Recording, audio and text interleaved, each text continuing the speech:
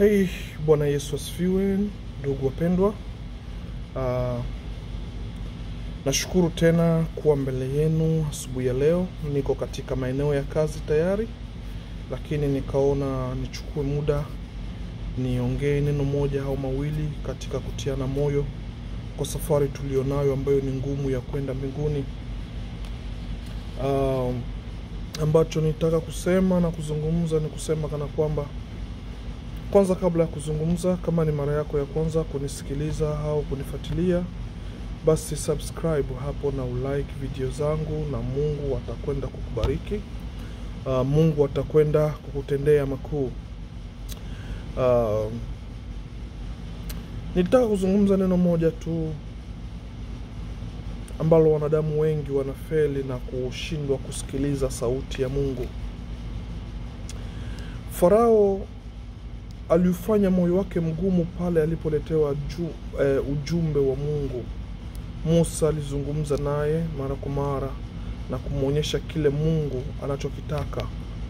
Mungu alizungumza naye katika ishara tofauti tofauti, lakini Farao hakuweza kutii na kusikia kile ambacho Mungu anakiagiza. Kilichotokea, kwa sababu aliufanya moyo wake kuwa mgumu, Mungu alitumia maamuzi yake. Mungu alitumia mamlaka yake.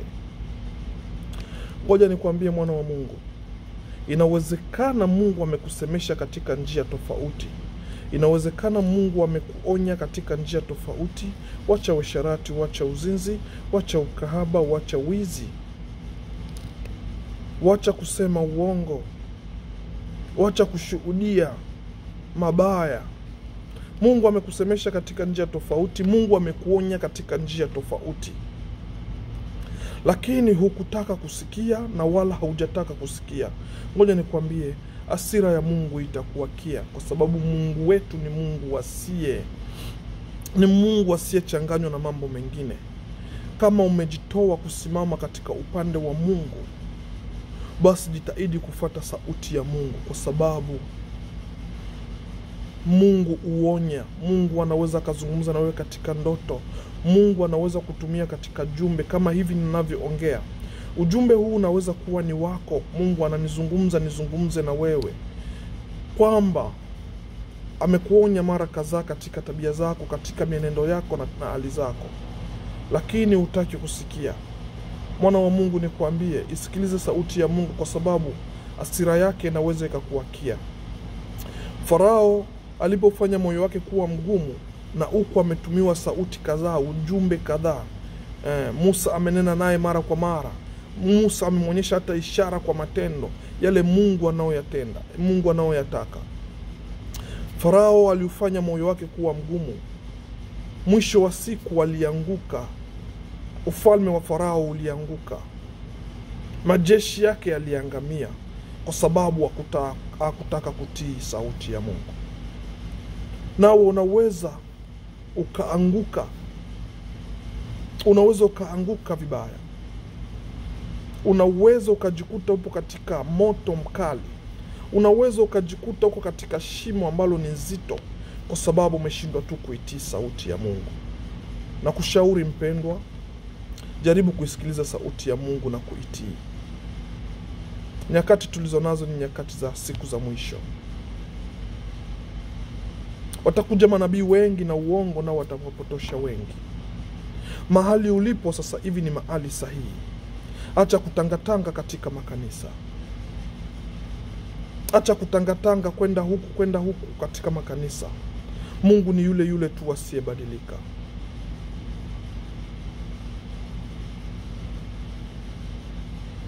Natumaini umenielewa. Simama katika mnara. Habakuki akasema kwamba, nitasimama katika mnara ili nione lile Bwana atakalo litenda. Simama mahali ulipo. Acha kutangatanga. Mahali ulipo ndiko kuna wito wako. Ukitangatanga mahali hapo, unakwenda hapa na pale, mimi nakuambia kwamba huo sio wito wa Mungu, na matokeo yake utakwenda kuanguka pabaya. Tulia sehemu moja. Kwa maana hata Sauli Mungu alimuonya mara kadhaa, kwa sababu waliwatesa watumishi wa Mungu. Mungu akamtumia ujumbe, lakini Sauli hakutaka kubadilika. Mungu aliamua kukutana naye moja kwa moja. Lakini sio wote waliopewa neema hiyo ya kukutana na Mungu moja kwa moja, kwa sababu Sauli alipokutana na Mungu alimbadilisha na akafanywa kuwa kiumbe kipya. Hiyo ni neema yake. Neema yako inawezekana sio hiyo. Neema yako inaweza ikawa kama neema ya Farao, kwa sababu Farao aliangamizwa. Angalia usije ukaangamizwa kwa sababu ya kutokutulia au kunyenyekea mahali au sehemu moja. Nyenyekea na utii maagizo ya Mungu. Fuata sheria za Mungu, kwa sababu ndiye Mungu aliyetuumba.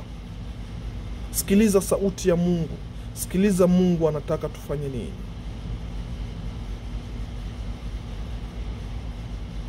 Najaribu na ningetamani niongee mengi, lakini niko katika maeneo ya kazi. Ila nimeona nikuambie ujumbe huu. Ghadhabu ya Mungu ni kali sana juu yako, wewe usiyetii, wewe usiyesikiliza, wewe usiye tafakari mahali au kutafakari yale ambayo Mungu anazungumza na wewe. Hebu mkaribie Mungu, wakati wako ni huu na sio kesho. Ukisubiri kesho utakuta milango imefungwa, naye Bwana atakuuliza, atakwambia ondoka, sikujui.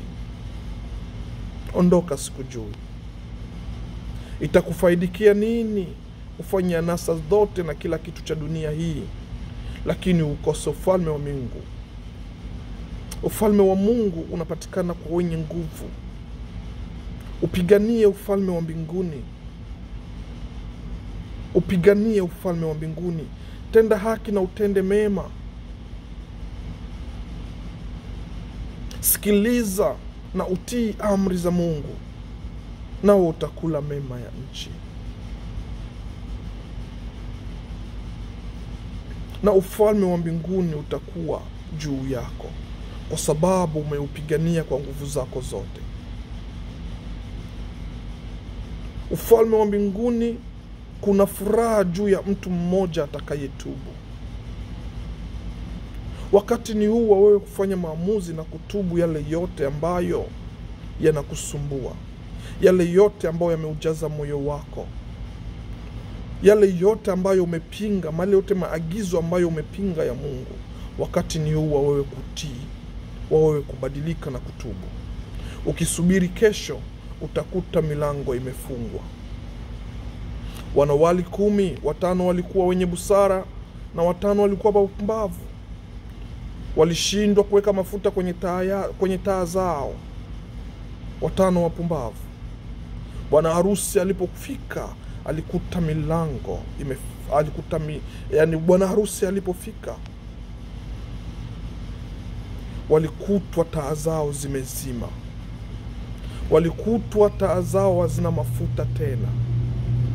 Walikutwa taa zao hazina mafuta, zimezimika.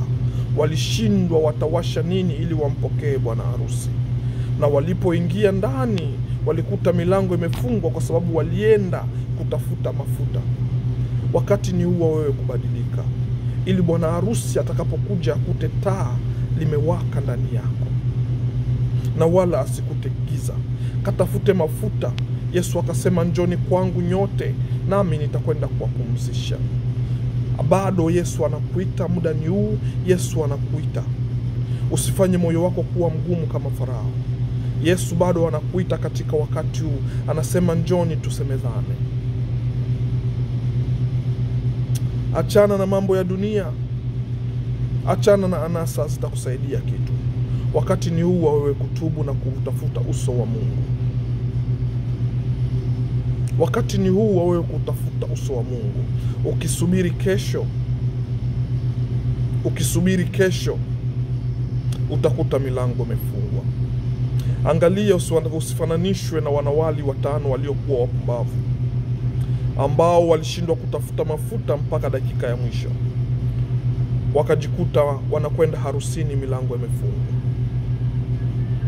Na wewe angalia, usiende kutafuta mafuta kwa dakika ya mwisho, utajikuta unakuta kwamba mafuta yamekwisha na milango imefungwa na harusini hautaingia. Itakufaidia nini? Utafute kwanza ufalme wa mbinguni na haki yake, na mengine yote mtakwenda kuzidishiwa. Ni hayo tu mwana wa Mungu, ni hayo tu mwana wa Mungu. Nawapenda sana. Ni mwenzangu anisalimia kidogo kwa kazi. Kwa hiyo ni kuombe mpendwa, usivunjike moyo. Ambalo ninakutii, ninalokuambia tu, tii sauti ya Bwana. Hebu msikilize Mungu anasema nini katika amri zake. Usidhini, usiibe, usimshuhudie jirani yako uongo. Ubarikiwe sana. Na mengine mengi ambayo Yesu amezungumza. Bwana Mungu ametupa hizo amri. Hebu tii sauti ya Mungu, nawe utakwenda kubarikiwa. Kuwa na siku njema, na Mungu wa mbinguni akuonekanie. Mungu wa mbinguni akutendee maishara. Tubu, wakati ni huu. Kama ni mara yako ya kwanza kunifata, naitwa Nuru ya Uzima TV. Tafadhali sana subscribe kwenye channel hii, na Mungu atakwenda kukubariki. Share na ulike na uweke komenti yako. Amen, amen.